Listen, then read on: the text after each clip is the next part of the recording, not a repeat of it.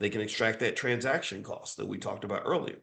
So preparation is the key to greatness. Preparation is the key to success. Preparation is the key to power. Sacrifice is the only pathway to wealth, typically in America. And so the last thing I want to show you, just so you can understand that this isn't just a pie in the sky conversation. This is something anybody in this room can do, no matter what your income level is.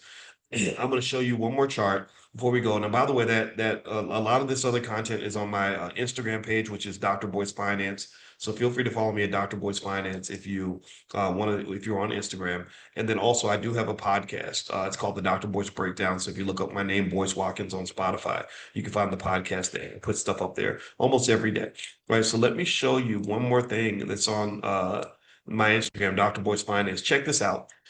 This is the $5 a day plan. A lot of you all know about this, but I want to lay it out mathematically. And let's compare it to a $5 cup of coffee. Now, for $5, you can't actually get a good cup of coffee at Starbucks, but let's just pretend, okay?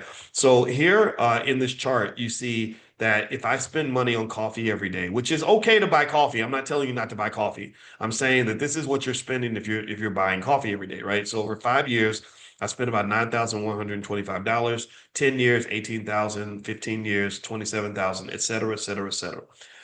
If I take that same amount of money, not a replacement, a supplement, do you understand? Let me know if you get what I'm saying. I'm not saying stop buying coffee. I'm not one of those idiots that says, oh, well, if you don't buy coffee anymore or don't buy shoes anymore, if you walk around barefoot, then you can have $1 trillion. No, you ain't got to be barefoot. You can keep drinking your coffee. You can go to on vacation. You can go to the club and pop a bottle if you want to. I'm not talking about replacing what you're doing. I'm talking about supplementing.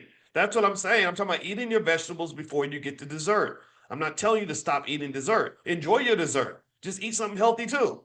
Okay. So here's how much money that person has in their investment account if they simply blindly invest in the S&P 500, literally just throw their money in there, grab any S&P 500 stock. This is how much money they have on average. After 5 years, they have $10,707. So let's just stop right there. Let's freaking stop right there. Let's not even get to the fun numbers. 5 years. 5 years. Let me ask you a question. If somebody says that they're poor, but they have $10,707 in their stock portfolio, would you believe them? Would you consider that person to be poor? If they say, "Man, I'm struggling, dog. It's hard out here. I can barely make it." But then you look at their Robinhood account, they have $10,707. Would that person be considered poor anymore? Okay, Veronica says yes. She's the only one I see a yes with. I don't know a single person in poverty that has $10,700 in their stock portfolio. Most people can't even come up with $1,000 for an emergency expense.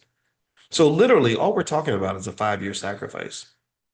This is how sick our country has become, that we're not even prepared to make a 5-year sacrifice for ourselves. But we'll make a 5-year sacrifice for other things. I've seen people sacrifice 5 years to try to make it to the NBA. They sacrifice like 15 years for that. I've seen people sacrifice 5 years to learn how to go work for white people. They go to college. They call that college.